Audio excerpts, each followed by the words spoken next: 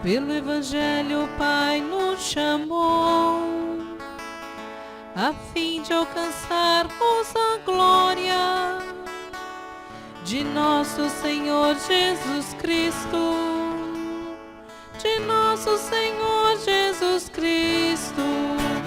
Aleluia, aleluia, aleluia, aleluia, aleluia, aleluia, aleluia, aleluia, aleluia,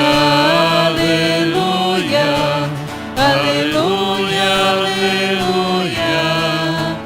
aleluia, aleluia, aleluia, aleluia. O Senhor esteja convosco. Ele está no meio de nós. Proclamação do Evangelho de Jesus Cristo segundo Marcos. Glória a vós, Senhor. Naquele tempo, Jesus e seus discípulos atravessavam a Galileia. Ele não queria que ninguém soubesse disso, pois estava ensinando a seus discípulos.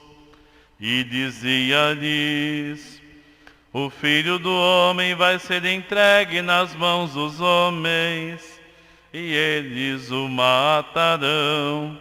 Mas 3 dias após sua morte, ele ressuscitará. Os discípulos, porém, não compreendiam estas palavras e tinham medo de perguntar. Eles chegaram a Cafarnaum. Estando em casa, Jesus perguntou-lhes: que discutíeis pelo caminho? Eles, porém, ficaram calados, pois pelo caminho tinham discutido quem era o maior. Jesus sentou-se, chamou os 12 e lhes disse: se alguém quiser ser o primeiro, que seja o último de todos e aquele que serve a todos. Em seguida pegou uma criança, colocou-a no meio deles e, abraçando-a, disse: quem acolher em meu nome uma destas crianças, é a mim que estará acolhendo. E quem me acolher está acolhendo não a mim, mas aquele que me enviou. Palavra da salvação. Glória a vós, Senhor.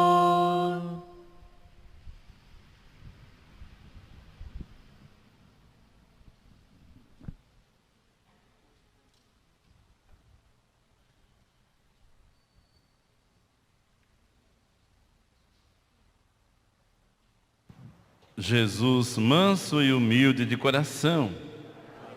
Nosso coração semelhante ao vosso. Irmãos e irmãs, na leitura da sabedoria, de que ouvimos hoje um trecho, os ímpios armam ciladas ao justo e justificam. A presença do justo nos incomoda porque ele se opõe ao nosso modo de agir. Então, esses ímpios têm consciência de que estão indo contra a lei de Deus.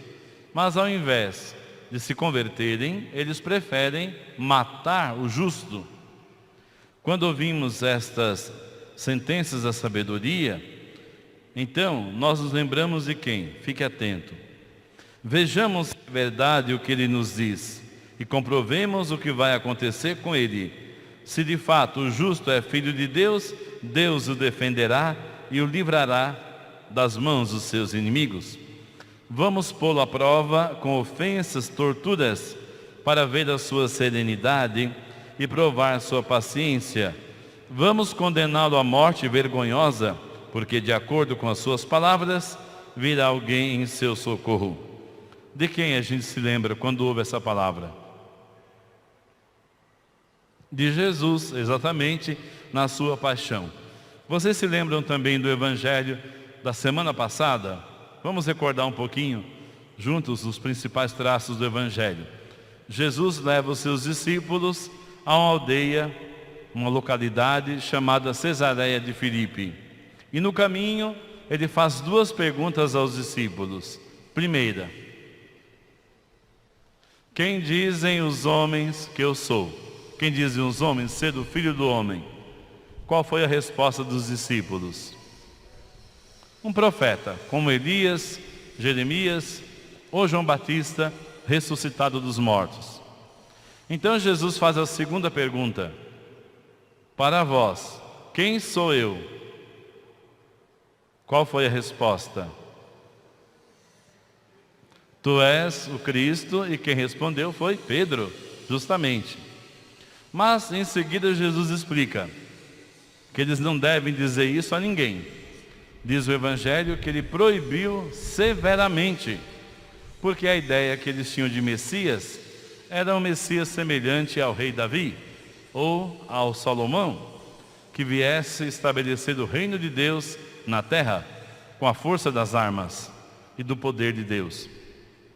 Então, o Messias seria um Messias humano, vencedor pela força de Deus, mas humano simplesmente, reduzido a Israel. No entanto, Jesus é o Messias Salvador, que pela sua morte vai salvar não só o povo eleito, mas todos os povos da terra. Jesus explica que o Messias vai ser entregue nas mãos dos chefes do povo, que o haverão de entregar à morte, mas ao terceiro dia ele vai ressuscitar dos mortos. Diante disso, ainda estamos no Evangelho do domingo passado, Pedro chama Jesus à parte, talvez pensando que Jesus não estivesse muito bem das ideias. Senhor, que isso nunca te aconteça. Então Jesus toma Pedro e diante de todos diz: vai-te, Satanás, porque não pensas como Deus, mas como os homens. Depois então Jesus chama os discípulos e a multidão que o ouvia e reforça: quem quiser me seguir, renuncie a si mesmo, tome a sua cruz a cada dia e me siga.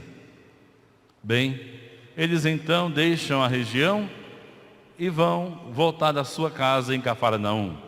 No caminho, enquanto atravessam a Galileia, o trecho de hoje, Jesus ensina de forma reservada aos discípulos.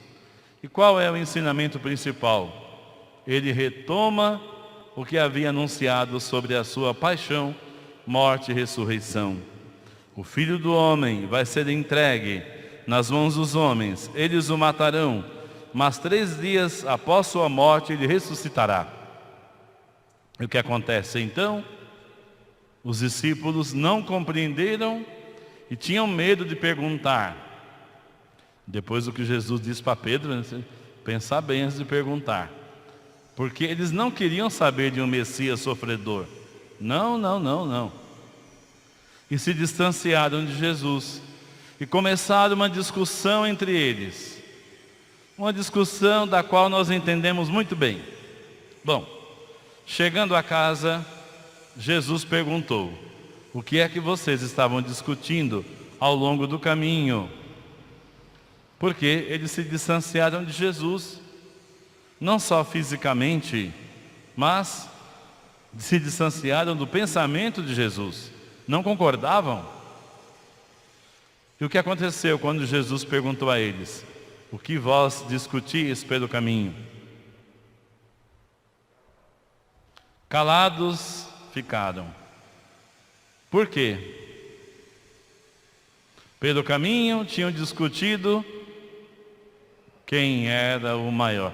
Jesus anunciou a cruz, anunciou que o Filho do Homem não veio ser servido, mas dar sua vida e servir, e os discípulos brigando para ver quem seria o maior, quem seria o primeiro-ministro, quem seria, e assim por diante. As mesmas coisas que nós também discutimos de maneira vazia. Jesus então chama os discípulos para perto de si e, sentado como mestre, ele ensina: quem quiser ser o maior, seja o servo de todos. Quem quiser ser o primeiro, seja o último. E coloca uma criança frágil no meio e diz: quem acolher uma criança como esta em meu nome, é a mim que acolhe, é ao Pai que acolhe. Ou seja, uma criança é o sinal do futuro, ao mesmo tempo que é o sinal da fragilidade. Assim também, irmãos e irmãs, o Senhor espera de nós que sejamos servos por amor, como Ele é servo por amor. Mas nós muitas vezes nos deixamos levar pela vaidade. Eu disse na outra missa e vou dizer nessa também. Quando a gente vira coordenador de alguma coisa, precisa tomar cuidado, porque parece que o diabo entra na pessoa. Fica insuportável. Não todos, não estou dizendo de todos. Por isso eu acho que devia mudar o nome. Nada de coordenador. Servente geral. Gosta de ser chamado servente geral? Não gosta, mas é. O Papa é o servo dos servos de Deus. O servente dos serventes de Deus. É que os nomes, aos poucos, a gente desgasta com o nosso mau exemplo. Seja a palavra ministro, que significa servidor. Nós servimos uns aos outros na comunidade cristã e também aos que estão fora da comunidade, por amor a Cristo. Nós servimos porque somos cristãos, porque somos irmãos daquele que se entregou por nós. Servimos por amor a Ele, para que o Evangelho cresça. Quanta coisa, irmãos e irmãs, velha está dentro de nós. São Tiago cita algumas. Toda espécie de desordem, de obra má, vem dos conflitos que estão dentro de nós por causa das nossas paixões. Digamos que podemos resumi-las em 3. O poder, o dinheiro e o prazer. Por causa dessas coisas, nós humilhamos o próximo. Muitas vezes acontece isso. A palavra de hoje é uma palavra de conversão. Como toda palavra, mas hoje de modo especial. Se queremos seguir a Cristo, preciso que nos deixemos moldar a sua imagem e semelhança. Jesus, manso e humilde de coração. Creio em Deus Pai Todo-Poderoso,